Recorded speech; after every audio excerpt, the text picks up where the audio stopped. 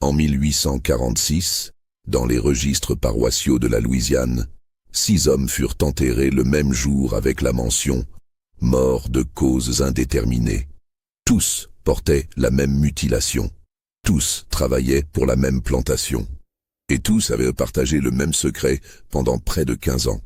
Avant de continuer, abonnez-vous à cette chaîne et dites-nous dans les commentaires de quelle ville vous nous écoutez. Cette histoire n'a jamais été racontée dans son intégralité et elle mérite d'être entendue.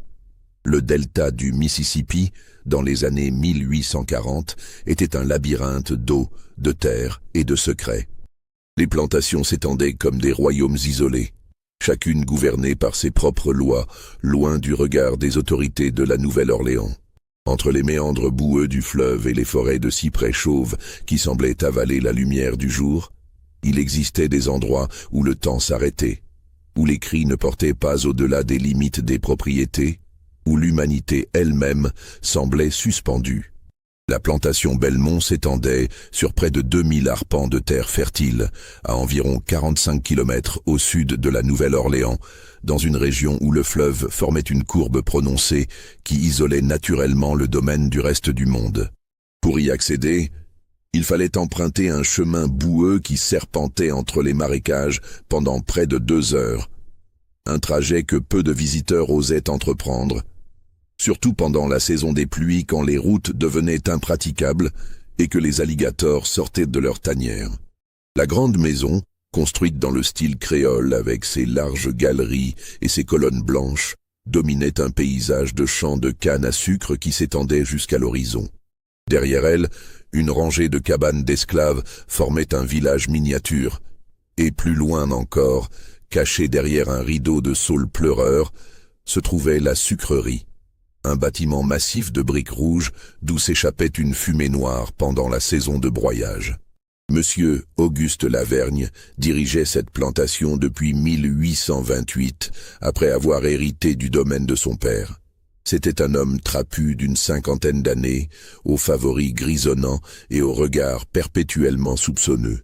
Il prétendait descendre d'une famille de nobles français exilés après la Révolution, bien que personne n'ait jamais pu vérifier cette affirmation. Ce qui était certain, c'était sa réputation de maître sévère mais calculateur, qui préférait les punitions psychologiques aux châtiments corporels excessifs, non par bonté, mais parce qu'un esclave marqué ou mutilé valait moins sur le marché. Sa femme, Céleste, était une créole de la Nouvelle-Orléans, pâle et frêle, qui passait ses journées dans la grande maison à superviser les domestiques et à écrire de longues lettres à sa famille. Ils avaient 2 enfants. Édouard, 17 ans, qui étudiait le droit à la Nouvelle-Orléans et revenait rarement, et Amélie, 15 ans, une jeune fille silencieuse qui passait son temps à dessiner dans son journal intime les paysages désolés qui l'entouraient. Mais les véritables maîtres de Belmont, ceux qui contrôlaient le quotidien des près de 120 esclaves, étaient les 6 surveillants. Choisis avec soin par Lavergne lui-même, ces hommes formaient une hiérarchie cruelle et efficace qui maintenait l'ordre par la terreur et l'intimidation. Ils portaient tous des fouets enroulés à leur ceinture et des pistolets chargés, et ils se déplaçaient dans la plantation comme des prédateurs, toujours à l'affût de la moindre infraction, du moindre signe de rébellion. Le plus ancien était Silas Cartwright, un homme sec d'une 60aine d'années, aux yeux froids comme la glace, qui avait travaillé dans les plantations depuis l'âge de 14 ans. C'était lui qui avait formé les autres, qui leur avait enseigné les méthodes les plus efficaces pour briser la volonté sans détruire le corps, pour maintenir la peur sans provoquer la révolte. Il parlait rarement, mais quand il le faisait, sa voix portait le poids de l'autorité absolue. Matthias Brenner était le contremaître de la sucrerie, un Allemand arrivé en Louisiane 15 ans plus tôt, fuyant des dettes en Europe. Massif et brutal, il supervisait le broyage de la canne avec une obsession maniaque pour la production, ne tolérant aucun retard, aucune pause non autorisée. Les esclaves qui travaillaient sous ses ordres portaient des cicatrices de brûlures causées par les chaudrons bouillants de sirop, car Brenner n'hésitait pas à pousser quelqu'un trop près du feu pour donner l'exemple. Jacques Fontenot, un créole de Bâton Rouge, était responsable des champs. Plus jeune que les autres, il n'avait que 32 ans, mais compensait son manque d'expérience par une cruauté gratuite qui le faisait craindre même de ses collègues. Il prenait plaisir à infliger des punitions publiques, à humilier les esclaves devant leur famille, à inventer des infractions pour justifier ses châtiments. Vincent Roussel surveillait les quartiers des esclaves et contrôlait les déplacements nocturnes. C'était un homme méticuleux qui tenait des registres détaillés de chaque esclave, notant leur comportement, leurs relations, leurs faiblesses potentielles. Il utilisait cette information pour manipuler, diviser et contrôler, créant un réseau d'informateurs parmi les esclaves eux-mêmes. Thomas Gallagher, un Irlandais au visage rougeau et à la voix tonnante, était chargé de la discipline générale. C'était lui qui administrait les punitions officielles, qui tenait le registre des infractions, qui décidait du nombre de coups de fouet pour chaque offense. Il se vantait de n'avoir jamais tué un esclave sous ses coups, affirmant que c'était la marque d'un bon surveillant de savoir exactement jusqu'où aller. Enfin, il y avait Lucien Thibault, le plus jeune, à peine 24 ans, fils d'un petit fermier ruiné qui avait accepté ce travail par désespoir. Contrairement aux autres, il semblait mal à l'aise dans son rôle, évitant parfois le regard des esclaves, hésitant avant de lever son fouet.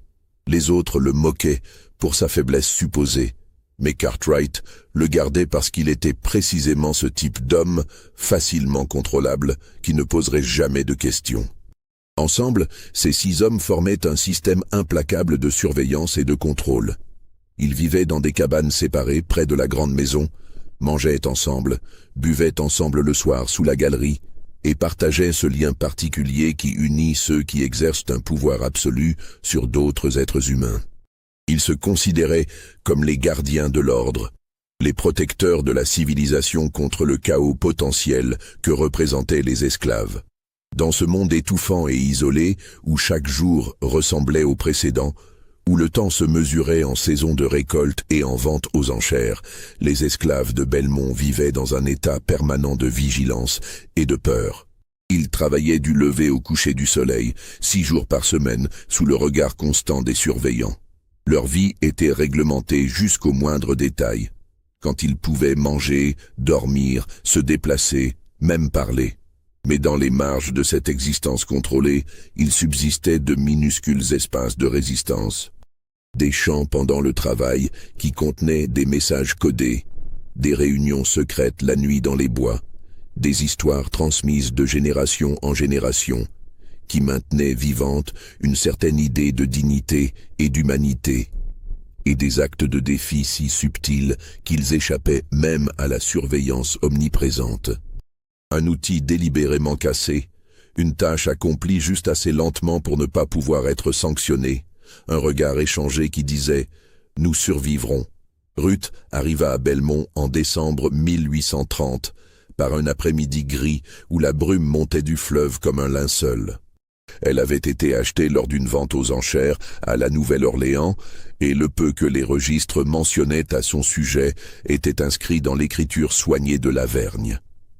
Femelle, environ 15 ans, apparence robuste, acquise pour $180. Origine, inconnue.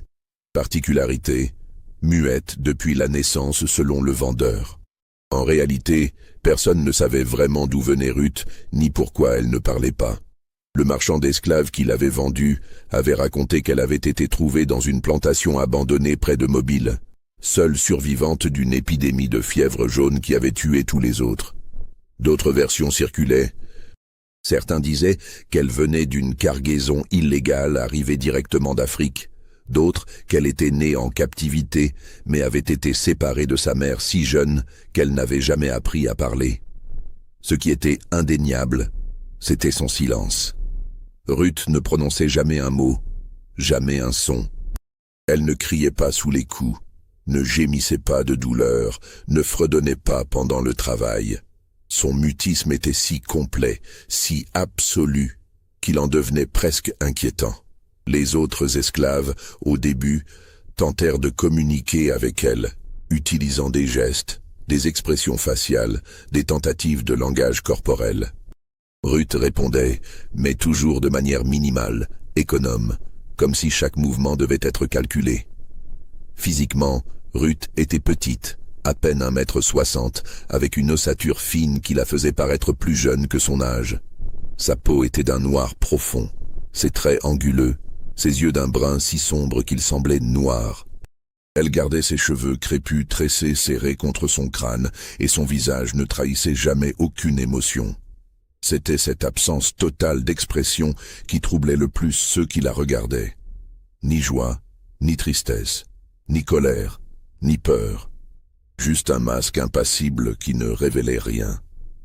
Les surveillants, au début, ne savaient pas trop comment réagir à ce silence. Pour des hommes dont le pouvoir reposait en grande partie sur l'intimidation verbale, sur la capacité à humilier et terroriser par les mots, l'impossibilité de provoquer une réaction de Ruth était déconcertante. Cartwright fut le premier à tenter de briser ce mutisme. Il l'isola un après-midi dans la cour, devant les autres esclaves rassemblés, et lui administra 15 coups de fouet en exigeant qu'elle crie, qu'elle supplie, qu'elle produise ne serait-ce qu'un gémissement. Ruth resta silencieuse. Son dos se cambra sous les coups, son corps tressaillit. Du sang coula sur sa robe déchirée, mais aucun son ne sortit de sa bouche. Elle regarda droit devant elle, les yeux fixés sur un point invisible à l'horizon. Et quand Cartwright eut terminé, essoufflée et frustrée, elle se redressa lentement, ramassa le seau qu'elle portait avant la punition, et retourna au travail. Cette démonstration eut un effet inattendu. Les surveillants, au lieu d'être rassurés par leur capacité à infliger la douleur, ressentirent une inquiétude diffuse. Le silence de Ruth n'était pas de la soumission. C'était quelque chose d'autre, quelque chose qu'ils ne parvenaient pas à identifier ni à contrôler. Dans les semaines qui suivirent, ils l'observèrent avec une attention particulière, cherchant une faille, un moment de faiblesse, quelque chose qui prouverait qu'elle était comme les autres. Mais Ruth continuait son travail avec une régularité mécanique. On l'affecta d'abord au champ, où elle coupait la canne du matin au soir sans ralentir son rythme, sans lever les yeux, sans interagir avec les autres. Puis à la cuisine de la grande maison, où elle épluchait les légumes, nettoyait les casseroles, accomplissait toutes les tâches qu'on lui donnait avec la même efficacité silencieuse. Puis au quartier des esclaves, où elle lavait les vêtements, réparait les toits de chaume, soignait les malades avec des herbes qu'elle cueillait dans les bois. Les autres esclaves développèrent avec elle une relation étrange. Certains la craignaient, superstitieux, murmurant qu'elle était possédée par des esprits ou qu'elle avait fait un pacte avec des forces obscures. D'autres la respectaient, admirant sa capacité à résister aux surveillants par son simple refus de leur donner satisfaction. D'autres encore l'ignoraient simplement, la considérant comme une anomalie dans leur existence déjà difficile. Une vieille femme nommée Esther, qui avait été amenée d'Afrique 40 ans plus tôt et qui servait de sage-femme et de guérisseuse dans les quartiers, fut la seule à établir une véritable connexion avec Ruth. Elle observa la jeune fille pendant des semaines, avant de l'approcher une nuit, dans sa cabane, avec une tisane et un regard compréhensif. Ruth la laissa s'asseoir, accepta le breuvage, et pendant des heures, Esther parla, racontant son histoire, sa capture, son voyage à travers l'océan, ses années de servitude. Ruth écouta sans jamais interrompre, sans jamais réagir visiblement. Mais Esther sentit qu'elle était entendue. À partir de cette nuit, une sorte de relation muette s'établit entre elles. Ruth aidait Esther dans ses soins aux malades, apprenant les propriétés des plantes, les techniques de guérison, les rituels qui apaisaient l'esprit autant que le corps. Esther, en retour, la protégeait des curiosités malsaines, expliquant aux autres que Ruth n'était pas dangereuse, juste différente. Les mois passèrent, puis les années. Ruth devint une présence familière à Belmont, cette silhouette silencieuse qui se déplaçait dans l'ombre, accomplissant ses tâches, évitant les regards, existant dans une forme de limbe entre visibilité et invisibilité. Les surveillants, frustrés de ne jamais pouvoir la briser vraiment, finirent par l'ignorer la plupart du temps, la considérant comme une bizarrerie inoffensive. Mais en 1835, 5 ans après son arrivée, quelque chose changea. Cela commença par de petits incidents, si mineurs qu'ils passèrent presque inaperçus au début. Des outils qui disparaissaient, puis réapparaissaient à des endroits inattendus.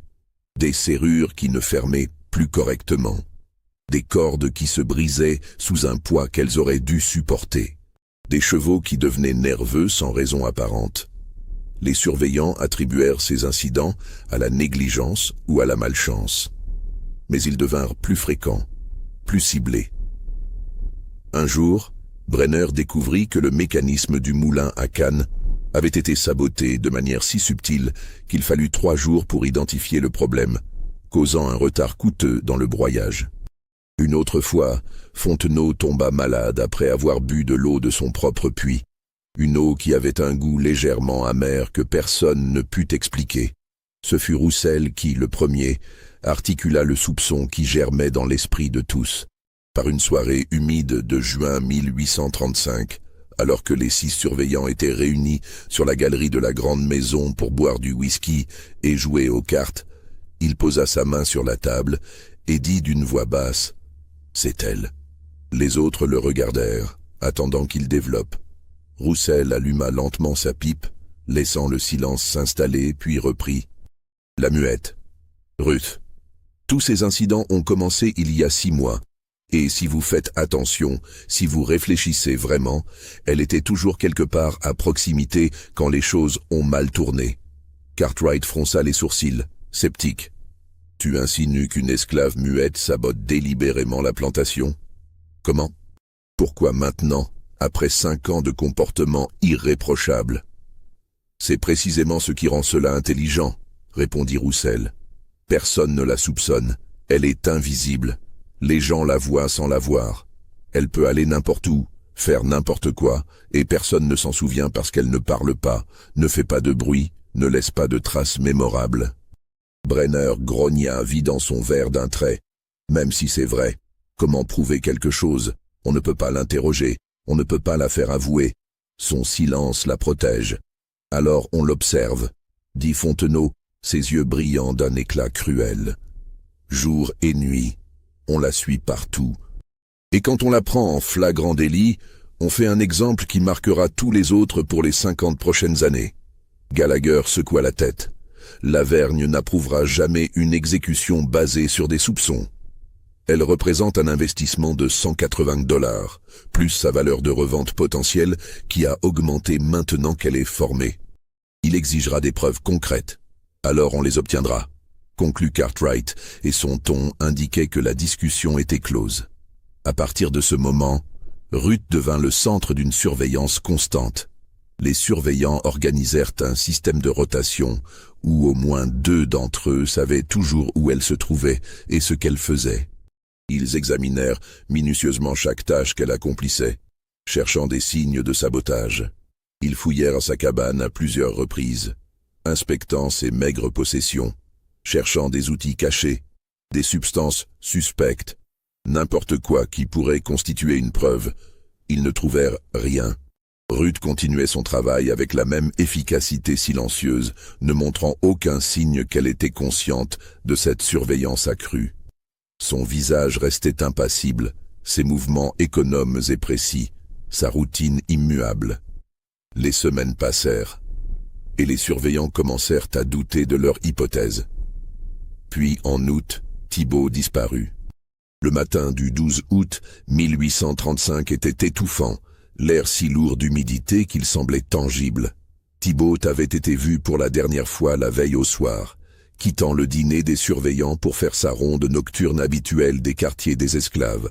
Il devait vérifier que tous étaient dans leur cabane après le couvre-feu, compter les têtes, s'assurer qu'aucune réunion clandestine n'avait lieu dans les bois. Quand il ne se présenta pas pour le petit déjeuner le lendemain matin, les autres pensèrent d'abord qu'il avait trop bu et dormait encore. Mais lorsque Cartwright alla frapper à sa porte et ne reçut aucune réponse, une inquiétude commença à germer. Ils forcèrent la porte pour découvrir que Thibault n'avait pas dormi dans son lit. Ses affaires étaient toutes là, son pistolet sur la table de chevet, sa veste pendue au crochet près de la porte. Seul son fouet manquait.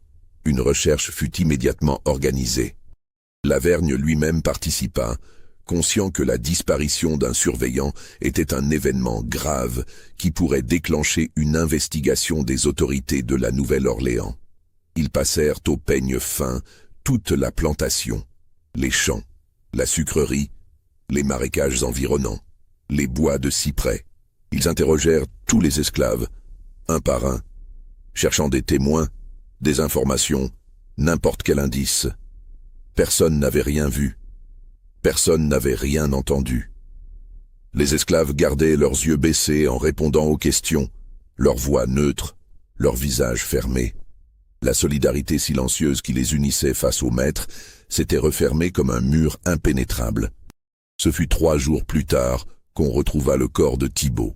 Un groupe d'esclaves qui travaillait à drainer un nouveau champ découvrit ses restes à moitié enfoncés dans la boue d'un marécage isolé à près d'1 kilomètre de la plantation.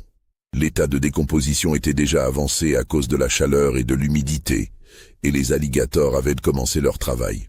Mais ce qui glaça le sang de ceux qui examinèrent le corps, ce ne fut pas les morsures d'animaux, ni l'état de putréfaction. Ce fut ce qu'ils découvrirent dans la bouche de Thibault, quand le médecin de la Nouvelle-Orléans, appelé pour établir un certificat de décès, effectua son examen. La langue avait été coupée, tranchée à la base avec une précision chirurgicale, probablement avec une lame extrêmement aiguisée. Et selon le médecin, ce n'était pas arrivé après la mort. Les tissus montraient des signes de saignement vital, ce qui signifiait que Thibault était vivant quand cela s'était produit. Le médecin, un homme d'une 50aine d'années nommé Beaumont, qui avait vu beaucoup de choses horribles dans les plantations, écrivit dans son rapport: « La victime a été maintenue de force, probablement ligotée, tandis qu'on lui sectionnait la langue. La mort est survenue plusieurs heures plus tard, probablement par asphyxie due au sang qui s'écoulait dans la gorge, ou par choc. Les marques sur les poignets et les chevilles indiquent qu'il a lutté violemment. » Lavergne était horrifié, non par compassion pour Thibault, mais par les implications. Un meurtre d'esclave était une chose, regrettable, mais gérable. Un meurtre de surveillant, en revanche, était une attaque directe contre l'ordre établi, un acte de rébellion qui ne pouvait rester impuni. Si la nouvelle se répandait, toutes les plantations de la région seraient en danger. Les esclaves pourraient être encouragés à se révolter. Une investigation approfondie fut lancée. Le shérif de la paroisse, un homme corpulent nommé Dupuis, qui devait sa position à ses liens familiaux plutôt qu'à sa compétence, vint avec 3 adjoints. Ils interrogèrent de nouveau tous les esclaves, cette fois avec des méthodes plus coercitives. Ils fouillèrent chaque cabane, chaque recoin de la plantation, cherchant des armes, des traces de sang, n'importe quoi qui pourrait identifier le coupable. Ils ne trouvèrent rien. Pas de témoins, pas de preuves matérielles, pas d'aveu malgré les menaces et les châtiments. Le shérif, frustré et conscient de son incapacité à résoudre l'affaire, finit par conclure dans son rapport que Thibault avait probablement été attaqué par un esclave marron, un fugitif qui se cachait dans les marécages et qui avait profité d'une occasion pour se venger des surveillants en général. Cette explication, bien que peu satisfaisante, fut acceptée. Thibault fut enterré dans le petit cimetière près de l'église paroissiale et la vie à Belmont reprit son cours. Mais quelque chose avait changé. Les 5 surveillants restants étaient désormais sur leur garde, ne se déplaçant plus jamais seuls, vérifiant constamment derrière eux, dormant avec leurs armes chargées à portée de main. Et ils observaient Ruth avec une attention nouvelle. Parce que pendant les 3 jours où Thibault avait été porté disparu, Ruth avait continué son travail comme si de rien n'était. Pas un changement dans son comportement, pas un signe d'émotion quand le corps avait été découvert, pas la moindre réaction pendant les interrogatoires. Son silence habituel, cette fois, semblait presque moqueur. Cartwright, Brenner, Fontenot, Roussel et Gallagher se réunirent secrètement une nuit, loin de la grande maison, dans une cabane abandonnée en lisière de la propriété. Ils parlèrent à voix basse, conscients que même les murs pouvaient avoir des oreilles. « C'est elle », dit Roussel, répétant son accusation avec plus de conviction. « Je le sais, je le sens. »« Ah, des sentiments ne sont pas des preuves, » répliqua Gallagher. « Le shérif n'a rien trouvé. Le médecin n'a rien trouvé. Comment une petite esclave muette aurait-elle pu maîtriser Thibaut, un homme armé et entraîné? Peut-être qu'il ne s'attendait pas à une attaque d'elle, suggéra Fontenot. Peut-être qu'elle l'a pris par surprise. Elle est petite, discrète. Il ne l'aurait pas vue comme une menace. Brenner cracha par terre, son visage rouge de colère et de peur. Muette ou pas, si c'est elle, on doit la faire parler, la faire avouer, peu importe les méthodes. Et si elle avoue, puis quoi? Demanda Cartwright, sa voix froide et calculatrice. On la livre au shérif, on organise une exécution publique. La Vergne perdrait son investissement, et nous deviendrions la risée des autres plantations, les surveillants qui se sont fait avoir par une esclave muette. Un silence lourd tomba sur le groupe. Ils savaient tous que Cartwright avait raison. Admettre qu'ils avaient été vaincus par Ruth serait admettre leur propre incompétence, leur propre vulnérabilité. Cela remettrait en question toute la structure de pouvoir sur laquelle reposait le système des plantations. « Alors qu'est-ce qu'on fait ?» demanda finalement Gallagher. Cartwright regarda chacun d'eux lentement, ses yeux froids reflétant la lueur de la lanterne. « On ne fait rien, pour l'instant. On la surveille encore plus étroitement. On attend qu'elle commette une erreur. Et quand elle le fera, on règle ça nous-mêmes. Discrètement. Personne n'a besoin de savoir. Un accident pendant le travail. Une maladie soudaine. Il y a 1000 façons de faire disparaître un esclave sans poser de questions. » Les autres acquiescèrent lentement, un pacte tacite se formant entre eux. Ils protégeraient leur réputation en protégeant leurs secrets. Ruth ne sortirait jamais vivante de Belmont, mais sa mort devrait sembler naturelle, inévitable, dépourvue de toute connexion avec eux. Les mois qui suivirent furent tendus. L'atmosphère à Belmont était devenue oppressante, chargée d'une tension que même les esclaves qui ne savaient rien du meurtre de Thibaut pouvaient sentir. Les surveillants étaient plus brutaux, plus imprévisibles, frappant pour des offenses mineures, inventant des infractions quand il n'y en avait pas. C'était comme s'ils essayaient de réaffirmer leur contrôle par la violence, de repousser la peur qui les rongeait de l'intérieur. Ruth, pendant ce temps, continuait sa routine. Elle travaillait où on lui disait de travailler, accomplissait les tâches qu'on lui donnait, retournait dans sa cabane le soir. Les surveillants la suivaient partout, notant ses moindres mouvements, cherchant des schémas, des anomalies, des opportunités. Mais Ruth était insaisissable. Elle ne faisait jamais rien de suspect, ne parlait avec personne, ne s'écartait jamais de son chemin habituel. C'était comme si elle était devenue une ombre, une présence sans substance qui existait sans vraiment vivre. Esther, la vieille guérisseuse, remarqua le changement chez les surveillants avant que les autres esclaves ne le fassent. Elle avait vécu assez longtemps pour reconnaître les signes de peur chez les hommes qui détenaient le pouvoir. Elle observa comment ils regardaient Ruth, comment leurs mains se crispaient sur leurs armes quand elle passait près d'eux, comment leur conversation s'arrêtait brusquement quand elle entrait dans une pièce.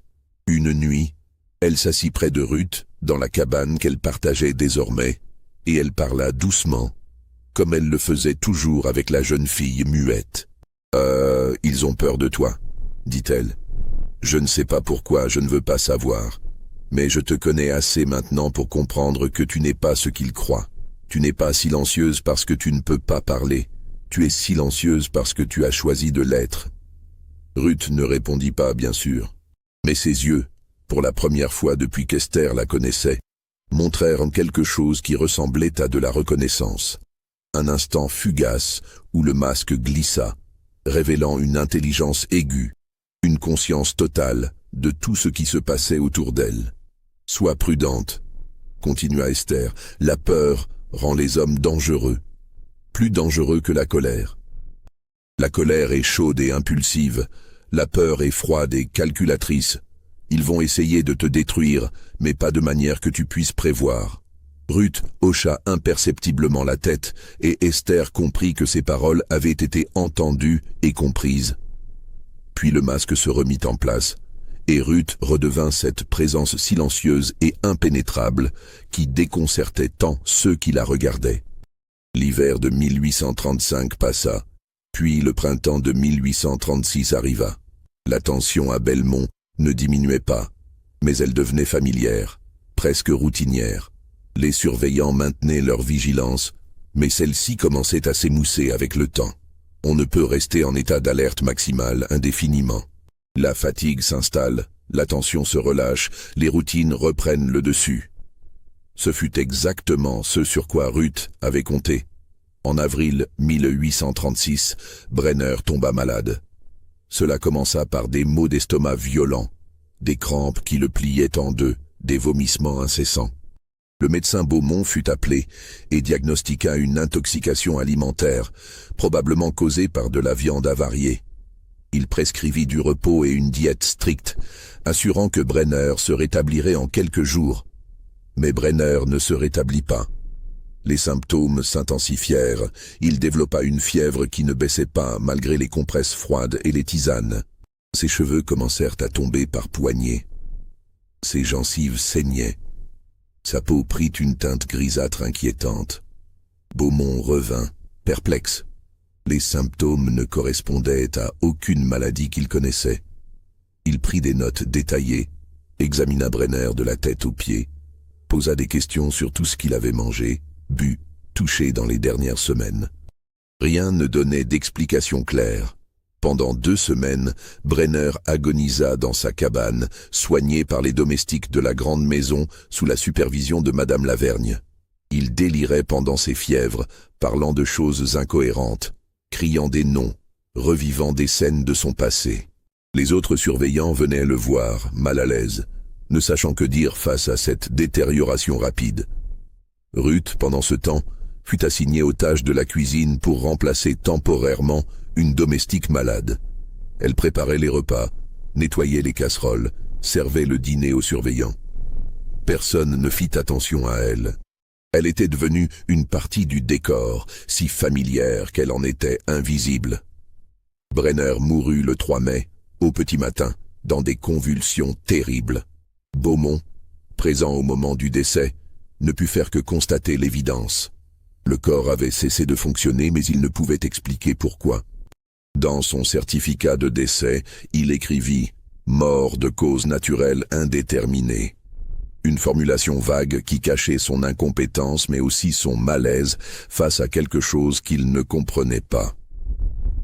Les funérailles eurent lieu 2 jours plus tard, dans le petit cimetière paroissial. Brenner fut enterré à côté de Thibaut, et le prêtre prononça les paroles habituelles sur la miséricorde divine et l'acceptation de la volonté de Dieu. Les 4 surveillants restants assistèrent à la cérémonie, leurs visages fermés, leurs pensées invisibles. Après les funérailles, ils se réunirent de nouveau dans leur refuge secret. Cette fois, il n'y avait plus de débat sur la nature de la menace. Ils savaient, tous les 4, même s'ils ne pouvaient pas le prouver, que Ruth était responsable. 2 surveillants morts en moins d'1 an, dans des circonstances mystérieuses, c'était trop pour être une coïncidence. « Comment ?» demanda Gallagher, sa voix à peine plus haute qu'un murmure. « Comment une esclave muette qui ne touche jamais nos provisions, qui ne s'approche jamais de nos cabanes, pourrait-elle avoir empoisonné Brenner ? Elle était dans la cuisine, » répondit Roussel, « pendant les 2 semaines précédant sa maladie. Elle préparait les repas que nous mangions tous. Pourquoi seulement Brenner a été affecté ?» Fontenot frappa du poing sur la table. « Parce qu'elle est plus intelligente que nous tous réunis. Elle sait qu'elle est surveillée. Elle sait qu'elle ne peut pas agir de manière évidente. Alors elle attend, elle observe, elle trouve des opportunités si subtiles que nous ne les voyons pas. Thibaut était le plus faible d'entre nous, dit Cartwright lentement, analysant la situation comme un stratège militaire. Le plus hésitant, le plus susceptible de baisser sa garde. Brenner était le plus brutal, celui qui avait causé le plus de souffrance dans la sucrerie. Il y a une logique dans ses choix. Ce n'est pas aléatoire, c'est calculé. Un silence pesant s'installa. La réalisation de ce qu'impliquaient les paroles de Cartwright était terrifiante. Ruth n'agissait pas par impulsion ou par rage aveugle. Elle exécutait un plan qui avait probablement commencé des années plus tôt, qui se déroulait avec une patience et une précision effrayantes. Qui sera le prochain ? demanda Gallagher, et pour la première fois, sa voix trahissait une peur réelle. Nous tous, répondit Cartwright, si nous ne l'arrêtons pas. Maintenant. Comment? Insista Roussel. On ne peut pas l'exécuter sans preuve. On ne peut pas simuler un accident alors qu'elle est sous surveillance constante. On ne peut même pas l'interroger parce qu'elle ne parle pas. Qu'est-ce qui nous reste? Fontenot se pencha en avant, ses yeux brillants d'une lueur malsaine. On l'a fait parler. Elle est muette, imbécile, cracha Gallagher. Peut-être, peut-être pas. Fontenot sourit, un sourire qui n'avait rien d'humain. J'ai entendu parler d'une méthode, utilisée dans les Caraïbes pendant les révoltes d'esclaves. On appelle ça la confession forcée. On met la personne dans une situation où le silence devient impossible. Ou même un muet doit trouver un moyen de communiquer. Développe, ordonna Cartwright. Ce que Fontenot décrivit ensuite glaça le sang même des hommes endurcis qu'étaient les autres surveillants. C'était une forme de torture psychologique et physique combinée, conçue pour briser la volonté et forcer l'aveu même de ceux qui ne pouvaient pas parler. Cela impliquait l'isolement, la privation sensorielle, l'introduction progressive de la douleur et surtout la manipulation de la perception du temps et de la réalité. « Et si elle ne parle toujours pas ?» demanda Roussel.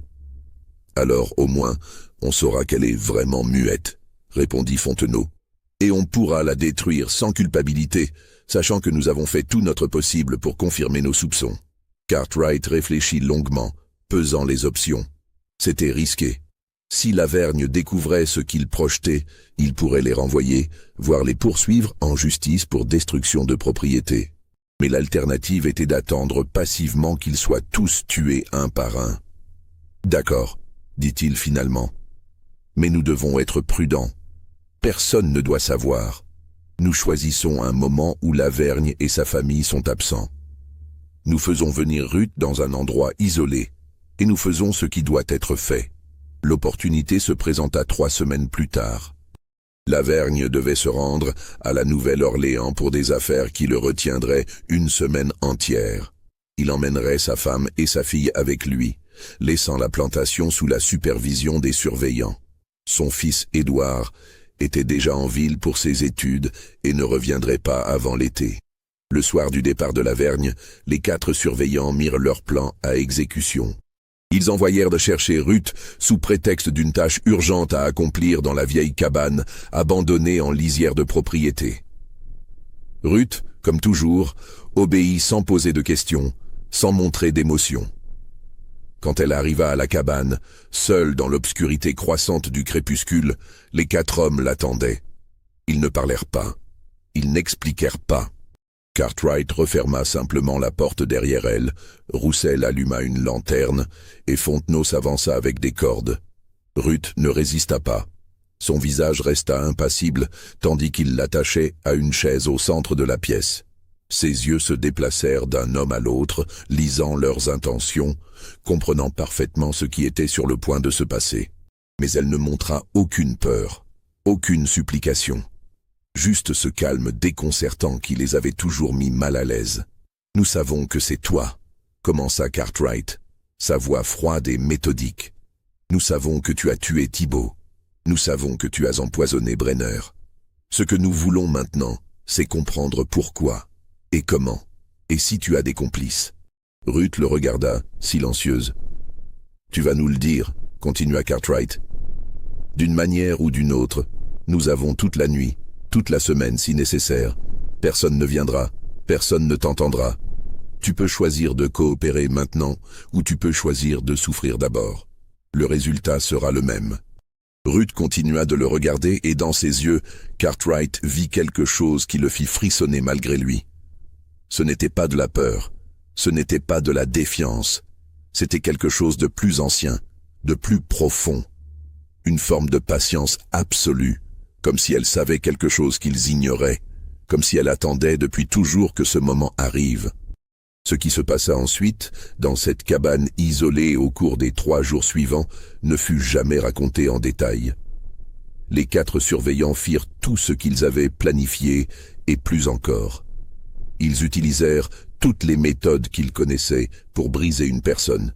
Ils alternèrent la douleur physique et la privation sensorielle. Ils lui retirèrent toute nourriture et toute eau. Ils lui parlèrent pendant des heures, décrivant en détail ce qu'ils allaient lui faire si elle ne coopérait pas. Ruth ne parla jamais. Pas un son, pas un gémissement, pas un cri. Son corps réagissait à la douleur, se contractant, tremblant. Mais sa bouche restait fermée. Ses yeux, même quand ils devenaient vitreux d'épuisement et de souffrance, gardaient cette qualité insondable qui rendait les surveillants de plus en plus frustrés et effrayés.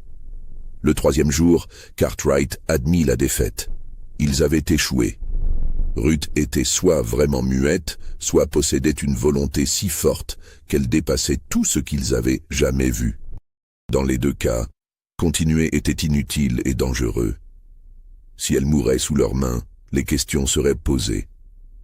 Si elle survivait et montrait des marques évidentes de torture, Lavergne pourrait découvrir ce qu'ils avaient fait. Ils la détachèrent, laissèrent de l'eau et du pain près d'elle, et partirent, refermant la porte derrière eux. Leur plan était simple. Ils reviendraient le lendemain avec un remède pour ses blessures les plus visibles, puis ils la ramèneraient au quartier des esclaves avec une histoire plausible sur un accident. Ensuite, ils attendraient une autre opportunité, plus subtile cette fois, plus définitive.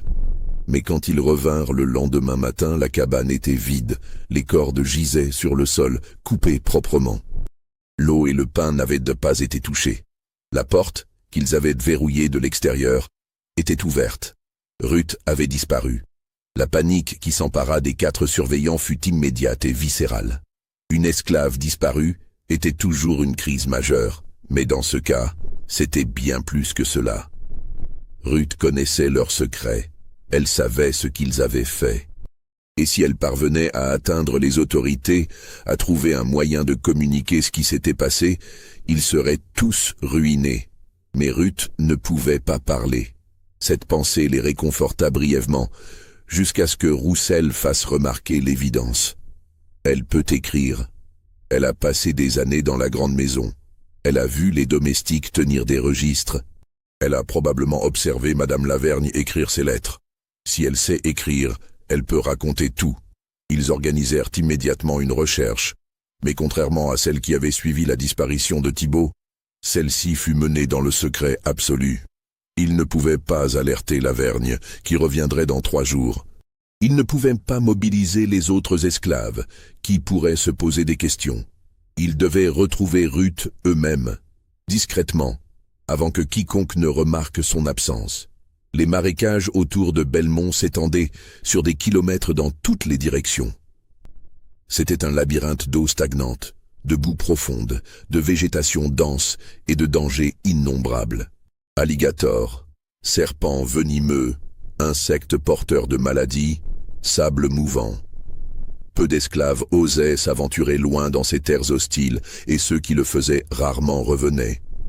Mais Ruth avait grandi dans ces marécages, dans un sens. Depuis son arrivée à Belmont, elle avait exploré chaque recoin de la propriété, collectant des herbes pour Esther, apprenant à lire les signes de la nature, à naviguer dans l'apparente confusion de l'environnement. Si quelqu'un pouvait survivre dans ces étendues sauvages, c'était elle. Les surveillants passèrent 2 jours à fouiller les marécages, pataugeant dans la boue jusqu'aux genoux, scrutant chaque ombre, chaque mouvement. Ils trouvèrent des traces, des empreintes de pieds nus dans la terre molle, des branches cassées qui indiquaient un passage récent. Mais les pistes disparaissaient toujours, se perdaient dans l'eau ou se mélangeaient avec celles des animaux. La nuit du 2e jour, épuisés et frustrés, ils campèrent dans une clairière au milieu des marécages. Ils allumèrent un petit feu, plus pour le réconfort psychologique que pour la chaleur, et restèrent assis en silence, chacun perdu dans ses pensées. Ce fut Gallagher qui rompit le silence. « Elle ne court pas, dit-il lentement. Elle ne se cache pas pour s'échapper. Elle se cache pour nous observer. » Les autres le regardèrent, attendant qu'il développe. « Réfléchissez, continua Gallagher. Si elle voulait vraiment s'échapper, elle aurait profité de ces 3 jours pendant que nous étions occupés avec elle. Elle aurait pris de l'avance, se serait dirigée vers le nord, aurait cherché l'aide des abolitionnistes. Mais elle est restée à proximité. Elle nous suit. Elle attend. Attend quoi? Demanda Fontenot, sa voix tendue. Notre prochaine erreur, répondit Cartwright, qui avait compris où Gallagher voulait en venir. Elle sait que nous sommes vulnérables maintenant. Nous sommes fatigués. Nous sommes séparés de la plantation. Nous sommes dans son territoire. Un bruit résonna dans l'obscurité environnante.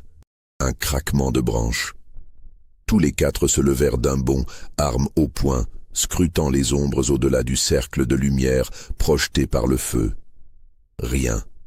Juste le silence oppressant de la nuit, interrompu occasionnellement par le cri d'un oiseau nocturne ou le plouf d'un alligator entrant dans l'eau. « On rentre », ordonna Cartwright, « maintenant ». Ils éteignirent le feu et commencèrent leur marche dans l'obscurité, utilisant une lanterne pour éclairer leur chemin. Le voyage de retour vers Belmont devait prendre environ 2 heures, mais ils se perdirent presque immédiatement. Les repères qu'ils avaient notés en venant semblaient avoir disparu ou changé. Les arbres se ressemblaient tous dans la faible lumière de la lanterne. Les chemins qu'ils pensaient reconnaître les menaient dans des impasses. Après 1 heure de marche frustrante, ils réalisèrent qu'ils tournaient en rond. Ils revenaient sans cesse au même cyprès mort, reconnaissable à sa forme tordue. La panique commençait à s'installer. « Quelqu'un modifie les marques », dit Roussel, examinant les arbres autour d'eux. « Les entailles que j'avais faites pour nous guider ont été effacées. Regardez, ici. L'écorce a été grattée pour masquer la coupe. »« Elle nous piège », murmura Fontenot. « Elle nous guide dans le marécage, pour nous perdre, pour nous épuiser, pour... » Il ne termina pas sa phrase, mais tous comprirent. Pour les tuer, un par un, comme elle l'avait fait avec Thibault et Brenner. Cartwright prit une décision rapide. On reste groupés. On ne se sépare sous aucun prétexte. On continue vers l'est. Le fleuve est à l'est.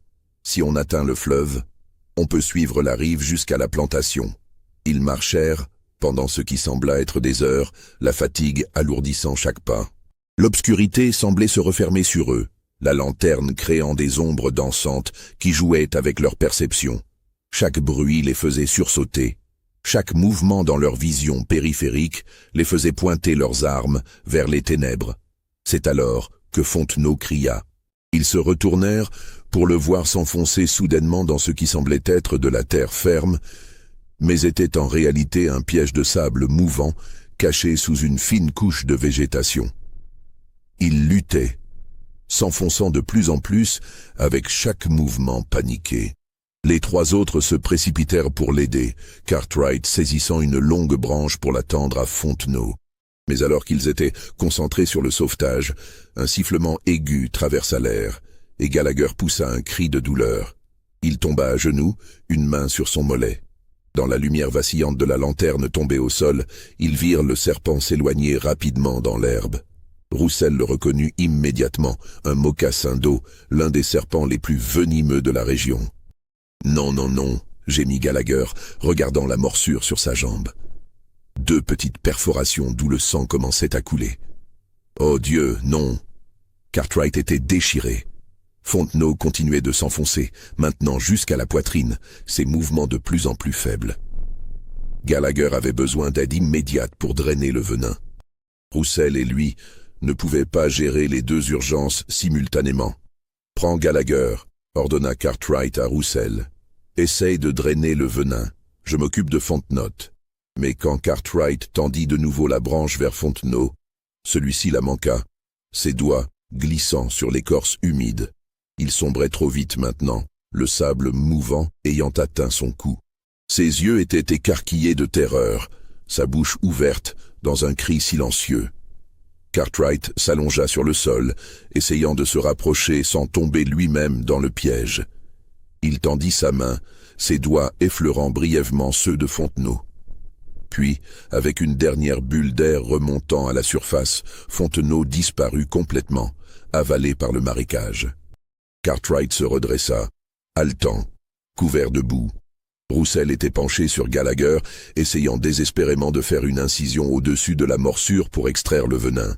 Mais il faisait trop sombre, ses mains tremblaient trop, et il était évident qu'il ne savait pas vraiment ce qu'il faisait. « Il faut rentrer », dit Cartwright, sa voix rauque. « Maintenant. On ne peut rien faire pour Fontenot, Gallagher a besoin d'un médecin. » Ils aidèrent Gallagher à se lever, passant ses bras autour de leurs épaules. Il boitait sévèrement, gémissant à chaque pas. La jambe mordue avait déjà commencé à enfler, la peau prenant une teinte violacée inquiétante. Si cette histoire vous donne des frissons, laissez un like et dites-nous dans les commentaires ce que vous pensez qu'il va se passer. Ruth est-elle vraiment responsable de tout cela, ou y a-t-il quelque chose de plus complexe en jeu? La suite de leur voyage fut un cauchemar. Gallagher devenait de plus en plus faible, son poids reposant entièrement sur Cartwright et Roussel. Il délirait, parlant de choses incohérentes, revivant des scènes de son passé. Le venin se répandait dans son système, causant des hallucinations et des convulsions. Quand ils atteignirent finalement la lisière de Belmont, au lever du soleil, Gallagher était inconscient. Ils le portèrent jusqu'à sa cabane et envoyèrent immédiatement chercher le médecin. Beaumont arriva en milieu de matinée, examina la morsure, secoua la tête avec découragement. « Le venin est trop répandu, dit-il. Il aurait fallu intervenir dans la première demi-heure.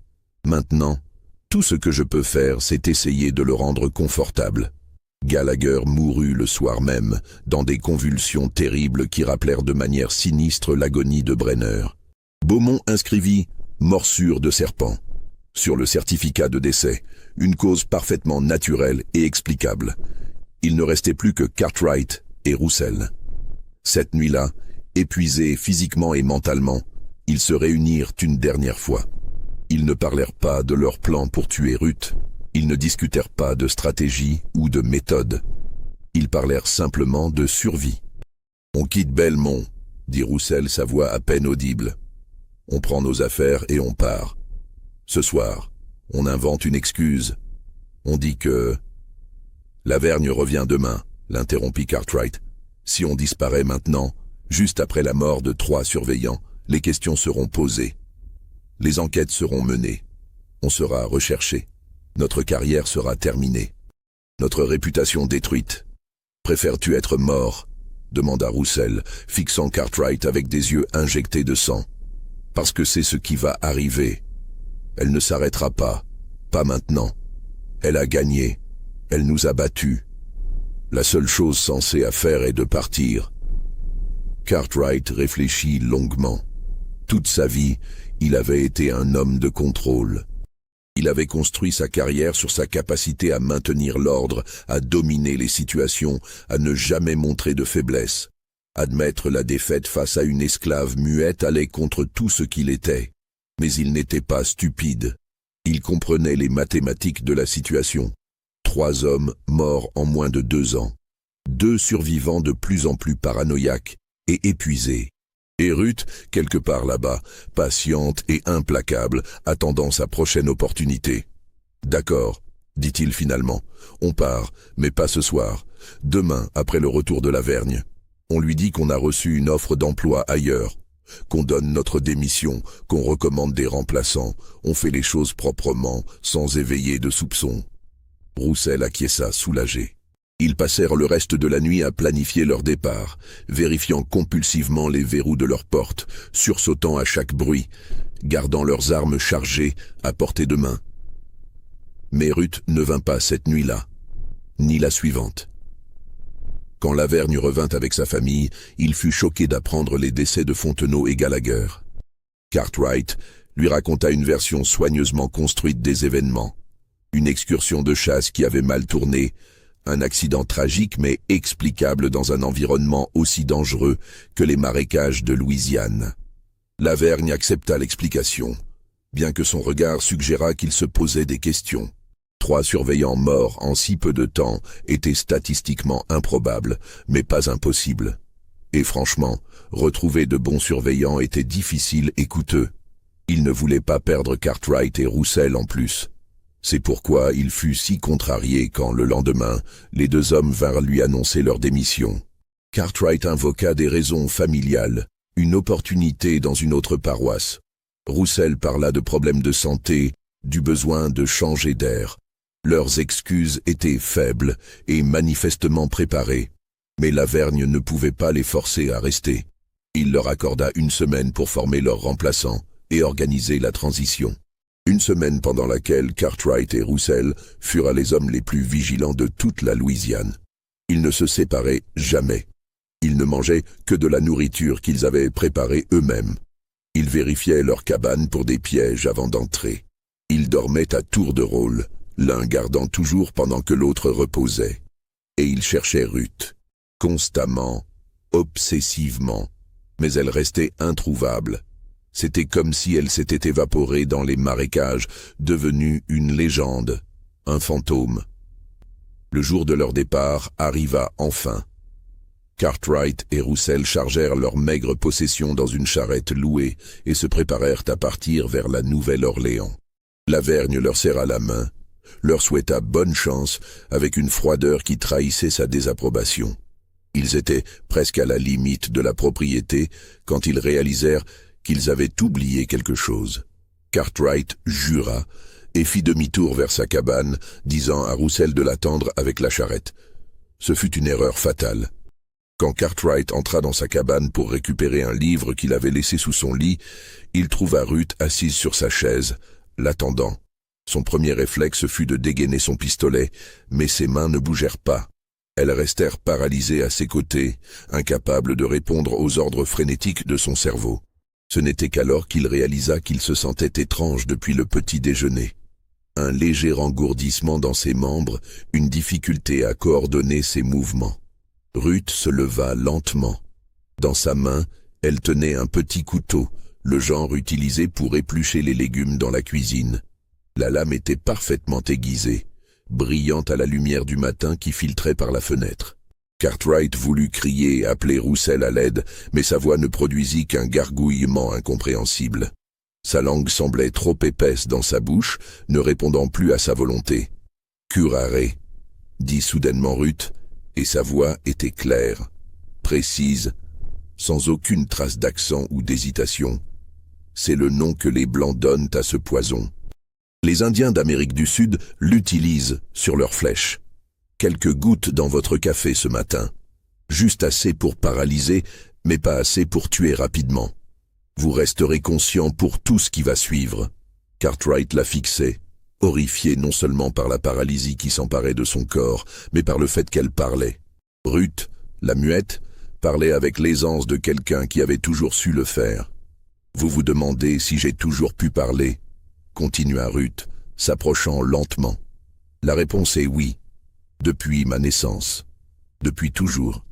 Le silence était un choix, un outil, le plus puissant que je possédais. Elle se plaça derrière lui, et il sentit ses mains le pousser doucement vers la chaise. Son corps obéit mollement, s'effondrant sur le siège. Ruth commença à l'attacher avec des cordes qu'elle avait préparées, travaillant avec une efficacité qui suggérait une pratique considérable. « Vous voulez savoir pourquoi ?» dit-elle, serrant les nœuds. « C'est ce que les hommes comme vous veulent toujours. Des explications, des justifications, comme si comprendre rendait les choses acceptables. » Elle vint se placer devant lui, le regardant droit dans les yeux. Thibault avait violé 3 filles esclaves, les plus jeunes de la plantation. Il croyait que personne ne le savait, que son statut de surveillant le protégeait. Brenner avait jeté un enfant de 6 ans dans une chaudière de sirop bouillant pour avoir volé un morceau de canne. L'enfant a survécu mais est resté défiguré, brûlé sur tout le corps. Fontenot prenait plaisir à séparer les familles, à vendre les enfants loin de leur mère, juste pour voir leur douleur. Gallagher avait tué mon ami Moses en le fouettant, puis avait prétendu que c'était une mort naturelle. Roussel, elle s'interrompit, écoutant. Des pas s'approchaient. Roussel venait voir ce qui prenait tant de temps à Cartwright. Ruth posa un doigt sur ses lèvres, dans un geste presque joueur, puis se glissa dans l'ombre derrière la porte. Quand Roussel entra, elle fut sur lui en un instant. Le couteau trouva les points précis qu'elle avait mémorisés, ceux qui paralyseraient sans tuer immédiatement. Roussel s'effondra, ses yeux écarquillés de terreur et d'incompréhension. Ruth le traîna jusqu'à une autre chaise, l'attacha à côté de Cartwright.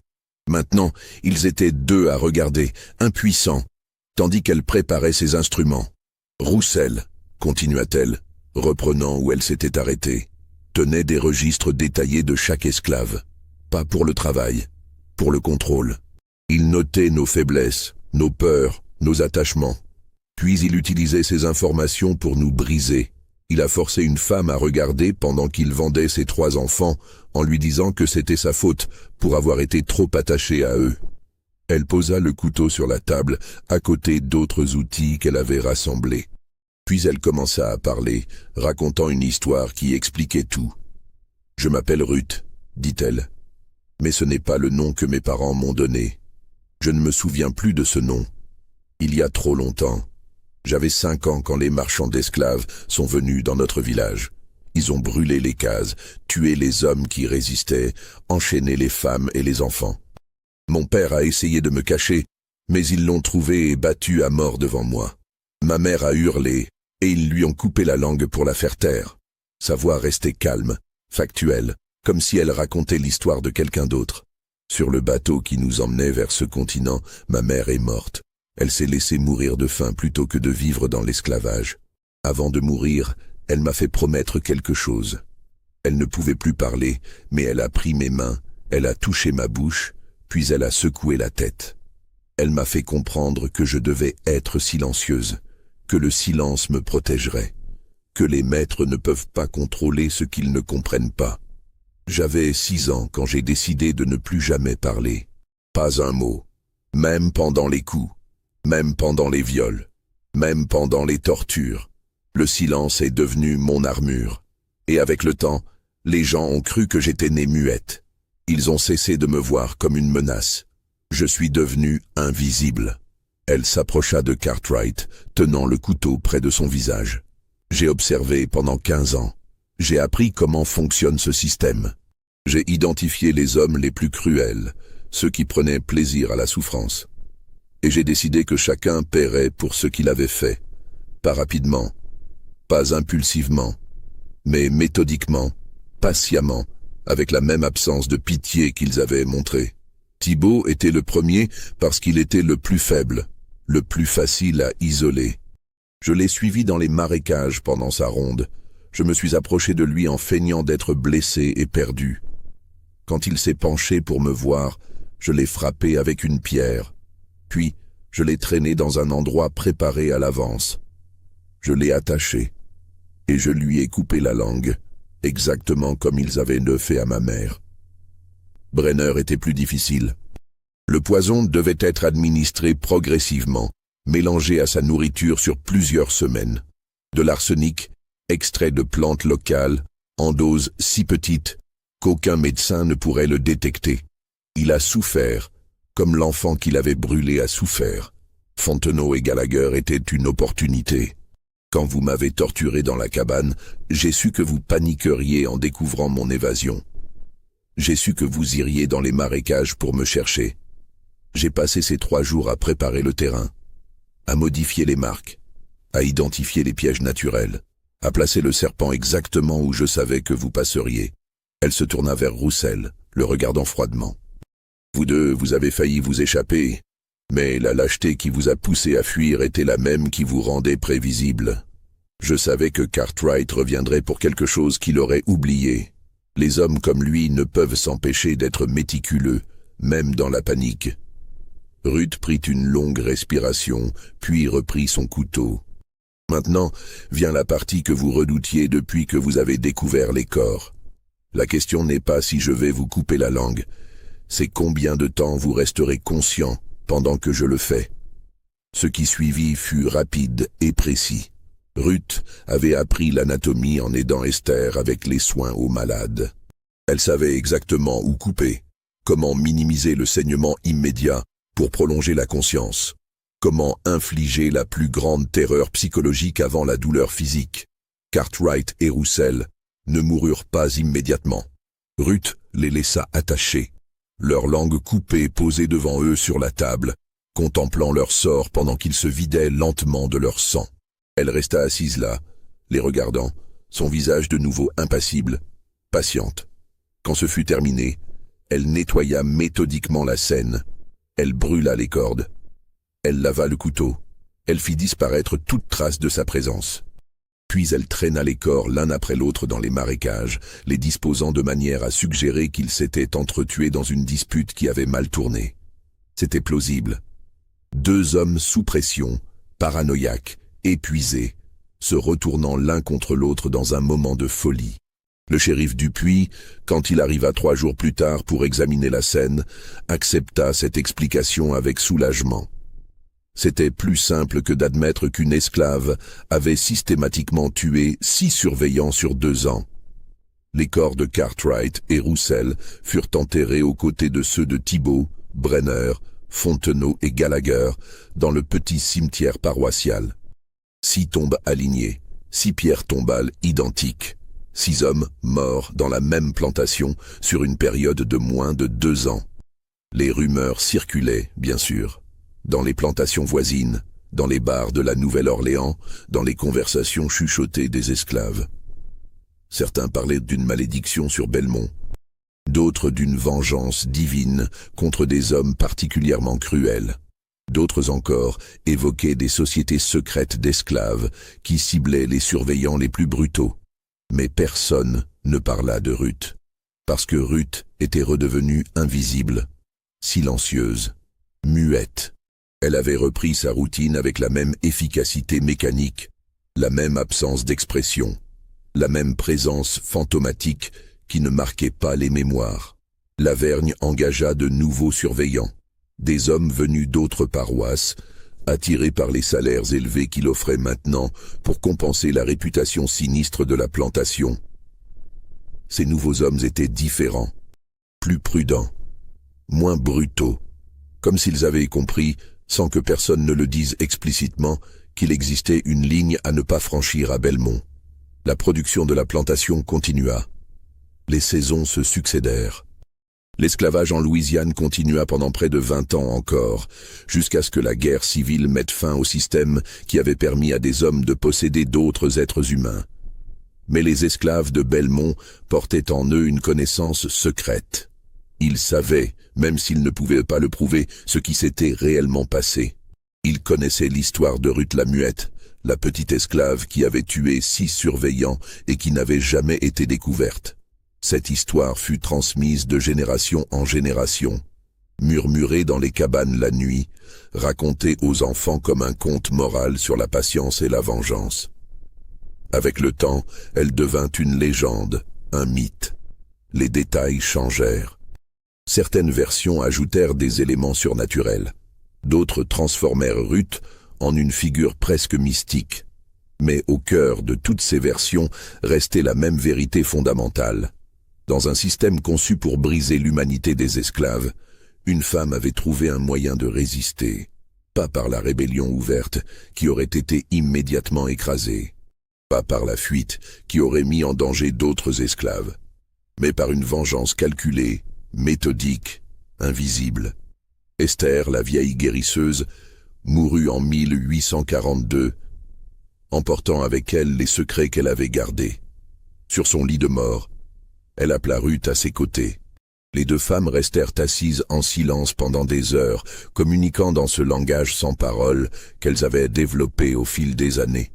Avant de fermer les yeux pour la dernière fois, Esther toucha la main de Ruth et murmura « Tu as fait ce qui devait être fait, mais maintenant il faut que tu vives, vraiment vives, pas juste survives, promets-le-moi. » Ruth hocha la tête, et pour la première fois depuis 15 ans, une larme coula sur sa joue. La guerre civile éclata en 1861. Belmont, comme beaucoup de plantations louisianaises, fut dévastée par les combats et l'occupation militaire. Lavergne perdit sa fortune, sa propriété fut saisie et la famille dut fuir vers le nord. Quand l'émancipation fut proclamée en 1863, Ruth avait 48 ans. Elle était l'une des rares esclaves de l'époque originale de Belmont à avoir survécu si longtemps. Les autres la regardaient avec un mélange de respect et de crainte. Cette femme silencieuse qui avait traversé décennies de servitude sans jamais se briser. Le jour de la libération, alors que tous les esclaves se rassemblaient devant les ruines de la grande maison pour entendre la lecture de la proclamation d'émancipation, quelqu'un demanda à Ruth si elle comptait enfin parler maintenant qu'elle était libre. Ruth les regarda. Ces visages qui l'avaient accompagnée pendant tant d'années. Ces gens qui avaient partagé sa captivité sans jamais connaître son secret. Elle ouvrit la bouche, comme pour dire quelque chose. Puis elle sourit, secoua la tête, et resta silencieuse. Parce que certains secrets méritent d'être gardés. Certaines histoires ne doivent jamais être confirmées. Et certaines vérités sont plus puissantes quand elles restent dans le domaine du possible, du plausible, du jamais tout à fait prouvé. Ruth vécut encore 23 ans après l'émancipation. Elle s'installa dans une petite maison près de la Nouvelle-Orléans, travaillant comme herboriste et guérisseuse, respectée dans la communauté afro-américaine pour sa sagesse et ses connaissances. Elle ne se maria jamais, n'eut jamais d'enfant, vécut une vie simple et discrète. Elle mourut en 1886, à l'âge de 71 ans. Ses funérailles furent modestes, mais un nombre surprenant de personnes y assista. Des gens qui l'avaient connue à Belmont, leurs enfants et petits-enfants, des membres de la communauté créole de la Nouvelle-Orléans, même quelques Blancs qui l'avaient consulté pour ses remèdes. Sur sa pierre tombale, conformément à ses volontés testamentaires, fut gravé simplement « Ruth, née dans le silence, morte libre ». Personne ne mentionna les 6 surveillants. Personne ne parla de vengeance ou de justice. Mais tous ceux qui connaissèrent l'histoire, ou qui en avaient entendu des fragments, comprenaient ce que ces mots signifiaient vraiment. Dans les années qui suivirent, des historiens tentèrent occasionnellement de vérifier les faits concernant les morts mystérieuses à la plantation Belmont. Ils consultèrent les registres paroissiaux, les certificats de décès, les témoignages. Mais les documents de l'époque étaient incomplets, contradictoires, parfois délibérément falsifiés pour protéger les intérêts des propriétaires. Ce qui restait était une série de morts suspectes. Une succession de coïncidences improbables, et au centre de tout cela, une femme dont le silence avait été à la fois son arme et son bouclier. Les descendants des esclaves de Belmont continuent de raconter l'histoire de Ruth la Muette. Elle fait partie de la tradition orale de la Louisiane afro-américaine, un récit de résistance et de survie dans le système le plus brutal jamais conçu. Certains disent qu'elle est un exemple de la dignité humaine qui persiste même dans les circonstances les plus déshumanisantes. D'autres la voient comme une figure de justice implacable, celle qui a puni ceux que le système légal protégeait. La plantation Belmont n'existe plus aujourd'hui. Les bâtiments ont été détruits pendant la guerre civile et la terre a été vendue et subdivisée au fil des décennies. Il ne reste qu'un marqueur historique sur la route, mentionnant brièvement qu'une plantation se trouvait autrefois à cet endroit, active de 1820 jusqu'à 1863. Le marqueur ne mentionne pas Ruth. Il ne parle pas des 6 surveillants. Il ne raconte pas l'histoire de vengeance qui s'est déroulée sur ces terres. Parce que l'histoire officielle, celle qui est gravée dans la pierre et les documents, préfère oublier les vérités inconfortables. Les actes de résistance qui remettent en question la narrative simpliste du passé. Mais l'histoire non officielle, celle qui vit dans les mémoires et les récits transmis, garde vivante la vérité de ce qui s'est passé. Elle rappelle que derrière chaque silence, il peut y avoir une voix qui a choisi de ne pas parler. Que derrière chaque apparence de soumission, il peut y avoir une volonté de faire. Alors, qu'en pensez-vous ? L'histoire de Ruth la Muette s'est-elle vraiment déroulée comme cela? Était-elle vraiment responsable de toutes ces morts, ou était-ce une série de coïncidences tragiques qui ont donné naissance à une légende? Les registres historiques ne donnent pas de réponse définitive. Le silence de Ruth, qu'elle ait été stratégique ou authentique, reste intact même après plus d'un siècle. Si cette histoire vous a fasciné, bouleversé ou fait réfléchir, laissez un commentaire ci-dessous. Partagez vos théories, vos questions, vos réactions. Abonnez-vous pour plus d'histoires comme celle-ci. Ces récits oubliés ou délibérément effacés qui révèlent des vérités profondes sur la nature humaine et le prix de la justice. Et posez-vous cette question. Combien d'autres histoires comme celle de Ruth existent, enterrées dans les archives poussiéreuses, étouffées par les récits officiels, attendant qu'on les exhume et qu'on leur rende la voix qu'elles n'ont jamais eue de leur vivant. Le silence de Ruth a duré 15 ans pendant sa captivité, puis 73 ans jusqu'à sa mort en femme libre. Mais son histoire, elle, refuse de se taire. Elle continue de raisonner, de questionner, de nous rappeler que la justice véritable ne se trouve pas toujours dans les tribunaux et les lois, mais parfois dans les actes secrets de ceux qui n'ont aucun autre recours. Partagez cette histoire avec ceux qui ont besoin de l'entendre. Avec ceux qui comprennent que l'histoire n'est jamais aussi simple qu'on nous l'enseigne. Avec ceux qui savent que derrière chaque silence, il y a toujours une histoire qui demande à être racontée. Ruth la muette. 6 surveillants morts. Un secret gardé pendant plus d'un siècle. Et une question qui reste sans réponse.